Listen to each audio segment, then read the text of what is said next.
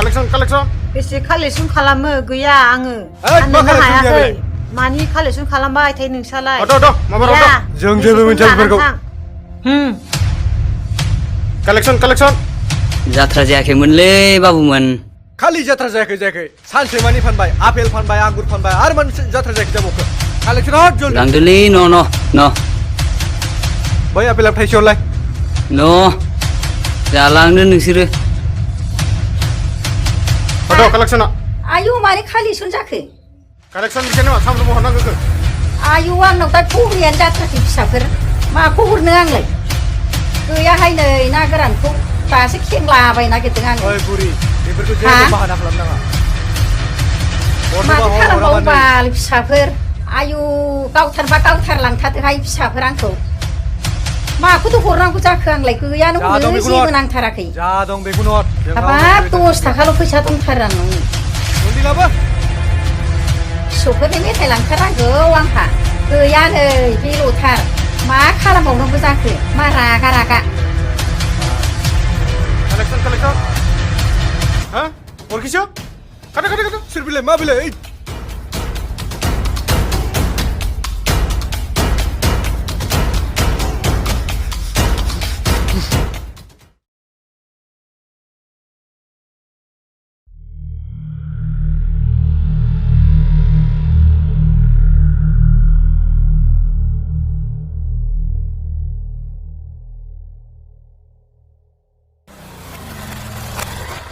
मानो माने हरदोंमोन नोंनि थाखाय मोजां खौरां दंमोन मा खौरां आखायाव मानो चिटु अनजिमाया सोर अनजिमाया आंनि जानो गोनां हिनजाव मा डन्ट बी सरप्राइज बेबी अब्ला जोंनि मोजां मोनलायनाया मा जागोन आंथ' नोंखौबो मोजां मोनोमोन नाथाय दा अनजिमाखौसो मोजां मोनो प्लिज राकेश आंखौ बिदि दाखालाम आंनि गोरबोआव नोंनि गथ' दं मा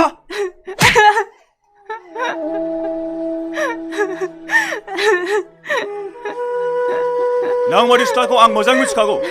आं जाम्बा नङा नोंनि बुंनाय रावा जोबोद गोदै नाथाय आं फोथायनो हाया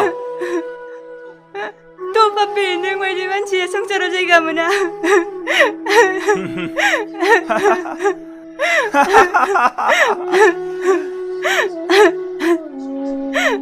समासो खोन्थागोन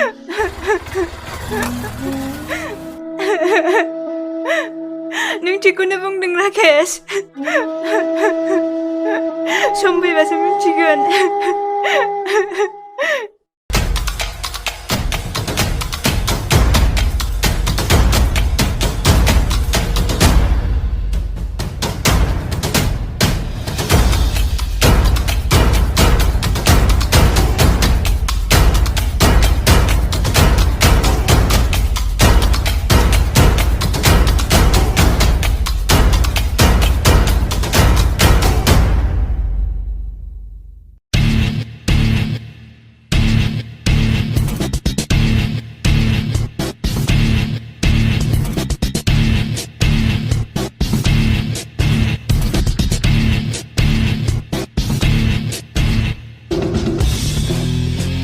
खालि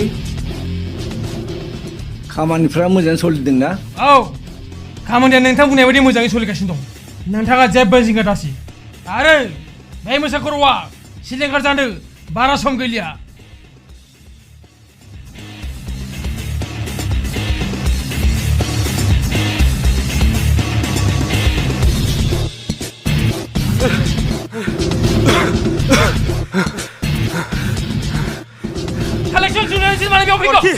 बस अरखिया सरबाय जोखो अरखिसोमोन बियो आंनो मानो खोन्थायासै नोंलाय जायगायाव उन्दुलु दोनगौमोन आं बेखौ मान लादों आंलाय बर' कालेक्सननि फैसायालाय बेगा बोरो बेग ससमा गासिबो गजोब्बाय बस जेबो खामानि गैया नोंसोर बेखासो दिहुननो दिग्राङो सरि बस खामानि गैया गोरोन्थि जाबाय बस गोरोन्थि जाबाय बहुत होसोदों जोंखौ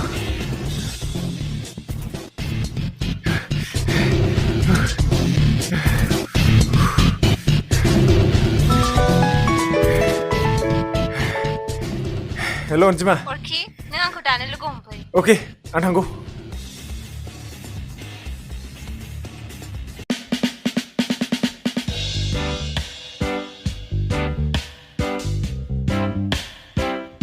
सेसलै दिनै जाबायलै दाना ओइ आगम मायं जाहानि उरखिखौ नुदों न'आवनो थाला बियो हराव फैयो फुङाव थाङो मोखांखौनो नुला आङो खामानिफ्रा बेस्थ' दं बे आयं सिन्था खालामनाङा नै खामानियाव बेस्थ'खायनोथ' थाखाबो गरसेबो फैया बिमानो आं उरखिखौ लोगो मोनबा खिन्थासिगोन आयं दे खिथाहै